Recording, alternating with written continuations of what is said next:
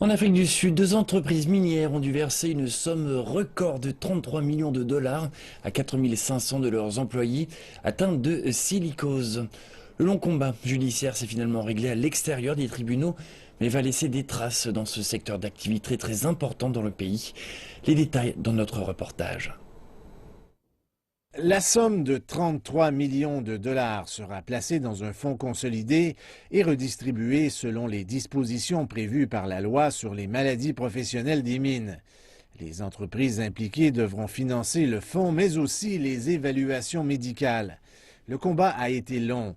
Le syndicat national des mineurs a mis près de 10 ans avant d'avoir gain de cause face aux géants Anglo American et Anglo Gold Ashanti. C'est une grande victoire dans un contexte où nous avons pu définir les bases de notre bataille. C'est la première chose. Chaque personne qui veut puiser dans le fonds consolidé devra suivre les règles. Deuxièmement, c'est important pour toutes les entreprises de comprendre que si vous allez devant les tribunaux ou non, vous serez tenu responsable. C'est la réalité.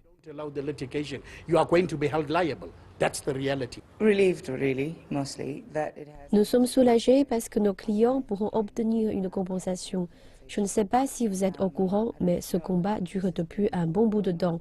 Nous sommes soulagés que plusieurs mineurs pourront toucher de l'argent de leur vivant. C'est un combat qui a duré longtemps et qui est maintenant terminé.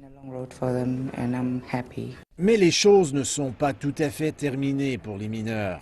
Dans plusieurs cas, ils devront prouver qu'ils sont atteints de silicose ou de problèmes liés à cette maladie.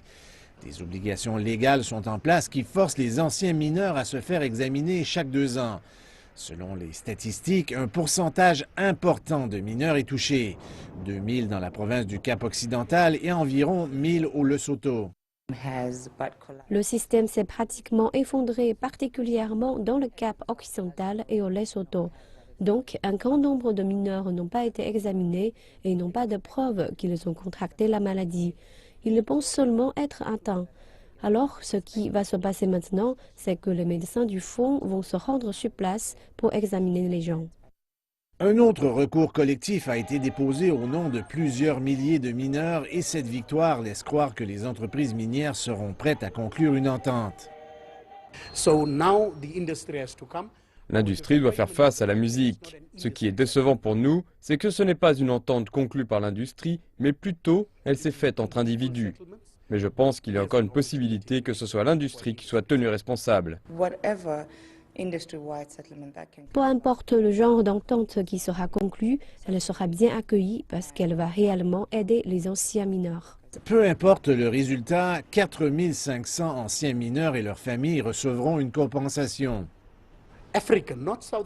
Les mineurs africains, pas les sud-africains, les mineurs africains n'ont toujours pas de dignité à offrir à leurs familles, parce qu'ils vivent dans une pauvreté abjecte, dans la douleur et la souffrance. Nous avons maintenant une chance de nous attaquer à ce problème. Nous voulons qu'ils puissent regagner leur dignité. Il s'agit d'une bonne nouvelle pour les mineurs, particulièrement pour ceux qui ont dû laisser leur famille derrière eux.